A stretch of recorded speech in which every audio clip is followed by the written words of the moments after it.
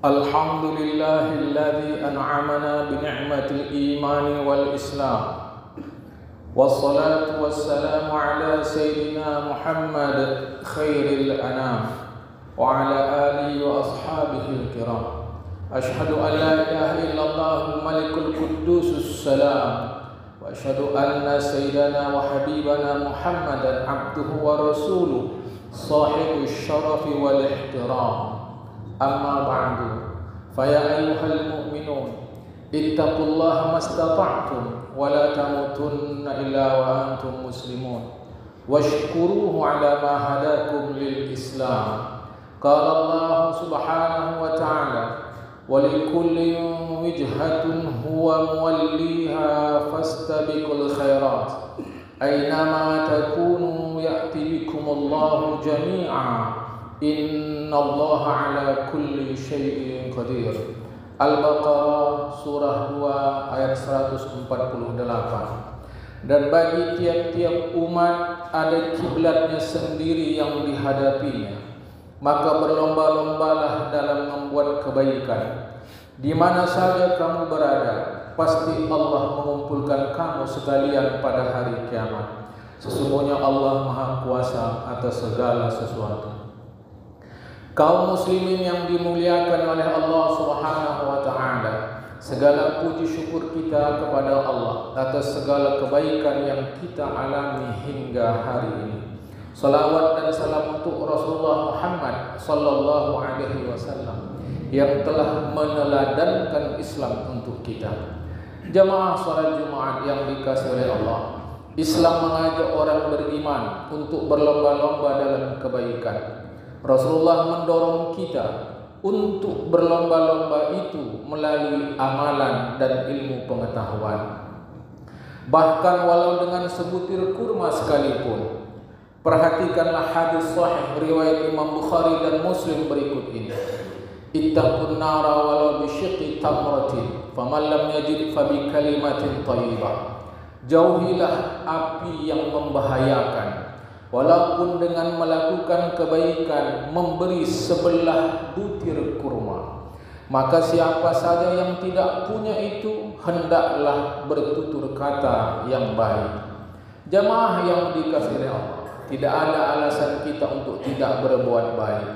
Berlomba dalam kebaikan adalah tuntunan sekaligus tuntutan Allah dan Rasulullah kepada kita.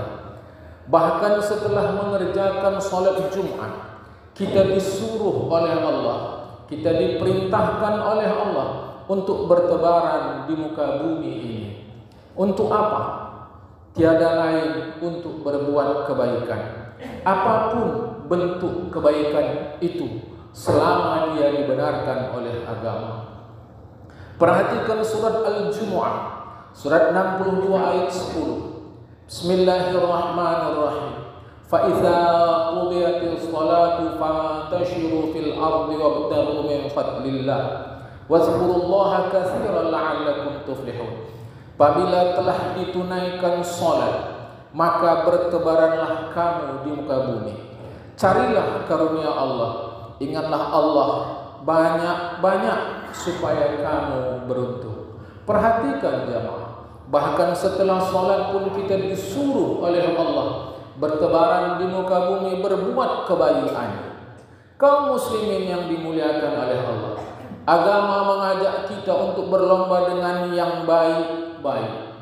Baik bendanya, baik caranya, baik pula niatnya. Oleh karena agama meniscayakan kita sebagai orang beriman yang baik. Agama memandang kita sebagai orang beriman yang luar biasa. Perhatikan sabda Rasulullah di dalam hadis riwayat Imam Baihaqi berikut ini. Masalul mu'mini kamasalin nahlah in akalat tayyiban wa in wada'at tayyiban wa in wada'an ala 'udi nakhrin lam taksirhu wa masalul mu'mini masalus sabikatiz zahab in nafakhta 'alaiha ahmarat wa in wuzinat lam tangkus. Perumpamaan seorang yang beriman itu, kata Rasulullah, bagaikan lebah. Ketika memakan tidak pernah memakan kecuali yang baik. ketika meninggalkan sesuatu atau memberi sesuatu tidak pernah kecuali yang baik. Ketika menginjak dahan tidak pernah merusaknya. Perumpamaan seorang beriman bagaikan batangan emas, ketika dibersihkan akan berkilat, ketika ditimbang nilainya tidak berkurang. Itu hadis Nabi. Jamaah, kita tidak bisa berlindung untuk membela diri mengatakan saya tidak bisa berbuat baik. Hadis di atas tadi jelas. Andai kita tidak punya benda properti untuk berbuat baik, setidaknya kata Nabi, kalimah thayyibah, perkataan baik. Kalau perkataan baik pun mungkin tidak mampu juga. Misalkan andai kata kita ada kekurangan, maka dengan isyarat-isyarat yang baik. Itu hadis. Perhatikan ayat Al-Quran berikut. Surat Al-Qasas surat 28 ayat 77. Bismillahirrahmanirrahim. Wa ahsin kama ahsanallahu ilaik wa la tabghil fasada fil ardi innallaha la yuhibbul mufsidin. Berbuat baiklah kepada orang lain sebagaimana Allah telah berbuat baik kepadamu. Janganlah kamu berbuat kerusakan di muka bumi. Sungguh Allah tidak suka para perusak. Mungkin timbul pertanyaan kita, bagaimana kita bisa berbuat baik seperti Allah berbuat baik kepada kita? Ini satu hal yang mustahil, jamaah yang dikasihi oleh Allah Ta'ala. Tapi setidak-tidaknya dari segi sastra Arab dapat kita pahami ayat itu. Berbuat baiklah sebaik-baiknya. Cukup banyak ahli tafsir menafsirkan ayat itu.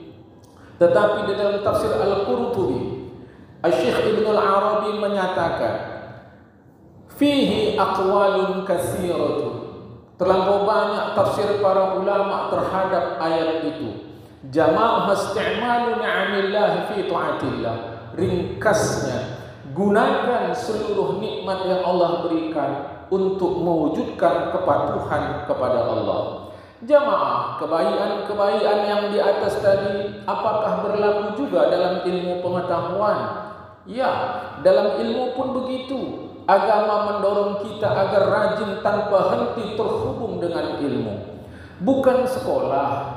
Mungkin kalau cara kita di Indonesia ini sekolah ada masa sekian tahun, sekian belas tahun, sekian puluh tahun. Tetapi agama bukan mendorong itu. Agama tidak melarang orang sekolah. Tetapi agama mendorong kita untuk menuntut mencari ilmu sampai mati. Tinjaulah setidaknya ayat berikut. Perhatikan surat Al-Anbiya surat 21 ayat 7. Bismillahirrahmanirrahim. Fas'alu ahla dzikri in kuntum la ta'lamun. Tanyalah kepada orang-orang berilmu jika kalian tidak tahu. Berikutnya di dalam surah yang lain jamaah, Bismillahirrahmanirrahim. Yarfa'illahu alladziina aamanu minkum walladziina utul 'ilma darajat. Allah meninggikan orang-orang yang beriman di antaramu dan orang-orang yang diberi ilmu beberapa derajat. Ayat ini tidaklah Allah menyuruh siapapun bertanya kepada orang berilmu. Tidaklah Allah meninggikan kedudukan mereka, melainkan karena hebatnya ilmu menurut agama. Ilmu apa sajalah jamaah. Ilmu yang langsung menuju ke akhirat seperti ilmu tauhid, atau ilmu yang digunakan untuk memakmurkan bumi ini. Sehingga kita pun secara tidak langsung melalui ayat itu didorong, diperintahkan, disemangati untuk berlomba di dalam ilmu. Tidak tergambar di dalam Islam ada orang Islam yang tidak berilmu sesedikit apapun ilmu itu jamaah.